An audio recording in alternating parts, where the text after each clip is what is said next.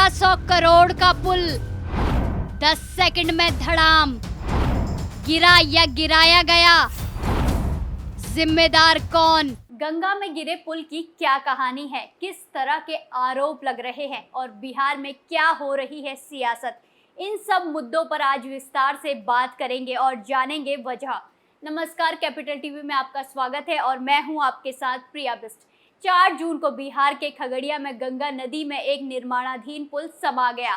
पुल के गिरने की मिस्ट्री घटना के 4 दिन बाद भी नहीं सुलझी है। कई सवाल हैं, ये पुल घटिया निर्माण की वजह से नदी में समाया या इसे जानबूझकर गिराया गया।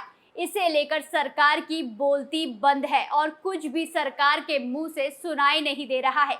आखिर पुल को लेकर बिहार में इतना कंफ्यूजन क्यों है?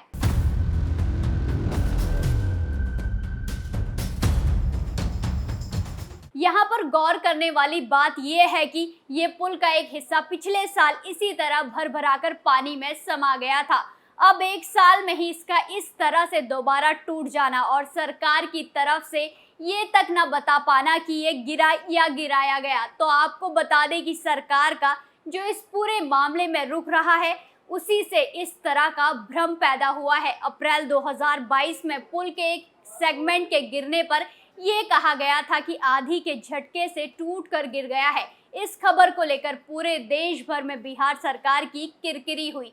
हर जगह उसकी हंसी उड़ाई गई थी कि ऐसा पुल बन रहा है जो आंधी के झटके को भी बर्दाश्त नहीं कर पा रहा है। उसके बाद भी उसी कंपनी को एक काम फिर से सौंप दिया जिसका बनाया हुआ पुल गिर गया था। और इस कंपनी के नाम की बात करें तो इसका नाम SP Singla construction private limited है। इसी कंपनी को पुल के आगे के निर्माण कार्य को रखा गया। वहीं आपको बता दें कि ये 3 किलोमीटर से ज्यादा लंबा पुल है और लगभग 1700 करोड़ की लागत पर बन रहा है।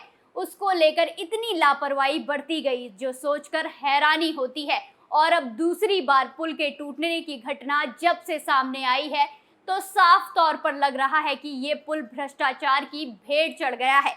स्थानीय लोगों के मुताबिक जब एक बार पुल टूटा तो उसके बाद सरकार ने रुड़की से इंजीनियरों की टीम बुलाकर उस पर जांच करवाई थी। रिपोर्ट में बहुत विलंब हुआ, फिर भी ये काम जारी रहा। नदी में समाया पुल, हो रही सियासत फुल। जब पहली बार पुल टूटा तो बीजेपी की नीतीश कुमार की सरकार में साझेदारी थी। उस समय आरजेडी ने जमकर नीतीश कुमार सरकार को घेरा था।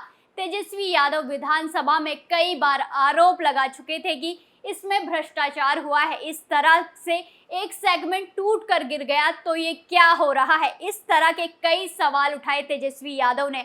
और अब की बात करें तो नीतीश तेजस्वी की राय एक जैसी हो गई है, क्योंकि वही उप मुख्यमंत्री तेजस्वी यादव जब खुद पद निर्माण विभाग के मंत्री हैं तो अब उनका रुख बदल गया है। दूसरी बात यहाँ गौर करने वाली ये है कि जब पुल का निर्माण शुरू होना था और कंस्ट्रक्शन कंपनी एसपी सिंगला को इस काम का ठेका दिया जा रहा था, तब बिहार सरकार के पद निर्माण विभाग का पोर्टफोलियो मुख्यमंत्री नीतीश कुमार के ही जिम्मे था और इसका टेंडर दिसंबर 2013 में हुआ था और शिलान्यास भी खुद नीतीश कुमार ने किया।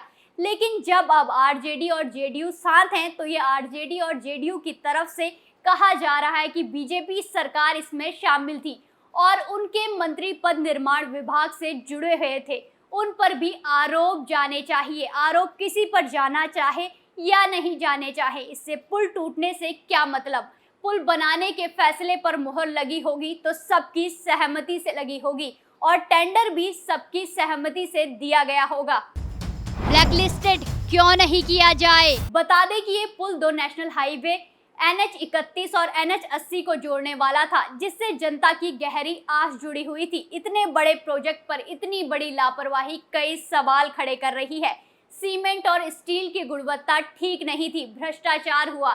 वहीं अभी की स्थिति पर बात करें तो अब ये सवाल उठता है कि सरकार अभी क्या कर रही है, कार्रवाई किस पर हो रही है। इस बात पर अगर गौर करेंगे तो देखेंगे कि प्रत्यय अमृत पद निर्माण विभाग के अपर मुख्य सचिव है, उन पर आरोप भी लग रहे हैं कि इनकी वजह से इस तरह की समस्या पैदा हुई है और वो कह रहे हैं कि SP Singla construction private limited पर सो कॉज नोटिस जारी किया गया है कि 15 दिन में वो जवाब दे कि उनको ब्लैकलिस्टेड क्यों नहीं किया जाए। इतनी बड़ी घटना घट गई, 1700 करोड़ रुपए से ज्यादा की बात है। नदी में पूरा पुल समा गया। उस पर सरकार का कहना है कि आपको क्यों ना ब्लैक लिस्टेड कर दिया जाए। सवाल जवाब का सिलसिला चल रहा है। कार्रवाई क्या हुई है अभी तक नहीं पता, इसकी कोई खबर नहीं है। एक तरफ इस पर कार्रवाई करते हुए खगड़िया में पोस्टेड पथ निर्माण विभाग के अधीक्षक अभियंता को सस्पेंड कर दिया गया है, लेकिन ये तो सब जानते हैं कि बिहार में अधिकारियों को सस्पेंड करना कोई सजा नहीं माना जाता है, फिर से वो वापस लौट जाते हैं। ये जो सरकार का रवैया है, इसको लेकर ही बहुत सारे सवाल उठ रहे हैं और सरकार लगातार घेरे में बनी हुई है।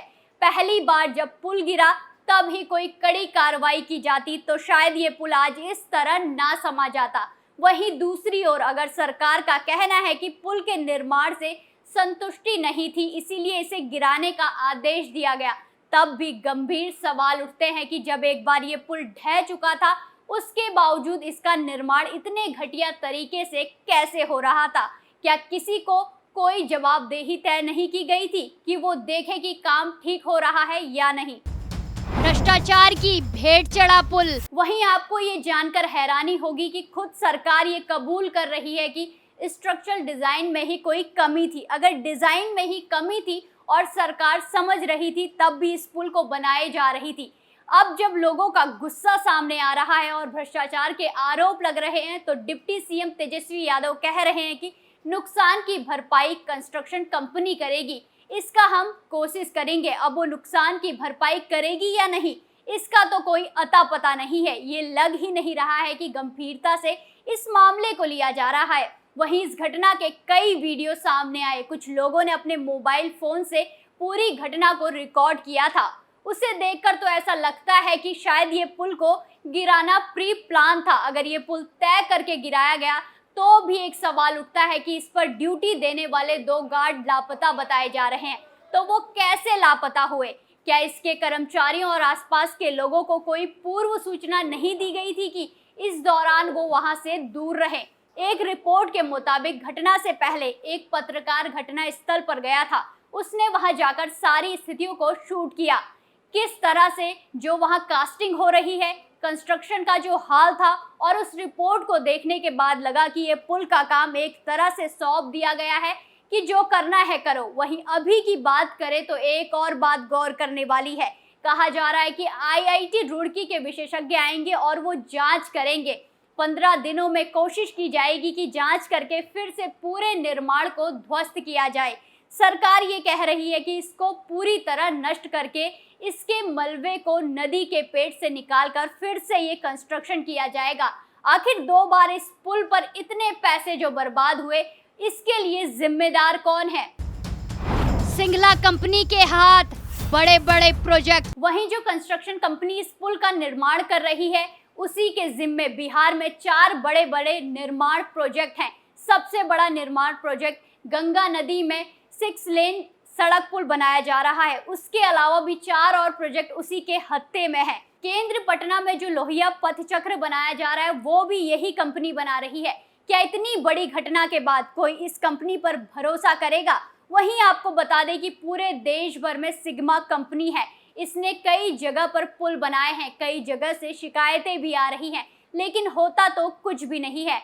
शिलान्यास के 9 साल भी पुल तैयार नहीं हुआ, बल्कि साल में इसका 2 बार गिर जाना कई गंभीर सवाल पैदा करता है। पुल का एक हिस्सा जब पिछले साल गिरा तब भी राजनीति हुई और अब भी जमकर राजनीति हो रही है।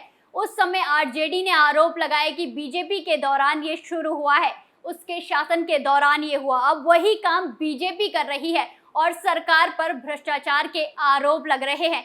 इन आरोप प्रत्यारोप के बीच सीएम नीतीश कुमार पर मुसीबत आन पड़ी है। अब देखना ये है कि बिहार में इस पुल के कारण पैदा हुआ कंफ्यूजन कब खत्म होगा और कब साफ होगा पुल खुद गिरा या गिराया गया। स्पेशल स्टोरी में फिलहाल के लिए इतना ही, फिर पेश होंगे नए मुद्दे के साथ। तब तक के लिए देखते रहिए कैपिटल टीवी उत्तर प्रदेश। धन्यवाद।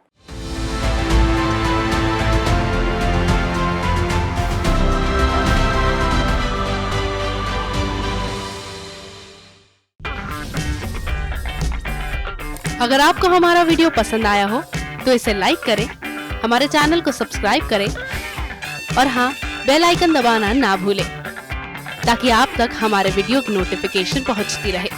आप अपना सुझाव हमें कमेंट बॉक्स में दे सकते हैं। हमारे साथ जुड़ने के लिए शुक्रिया।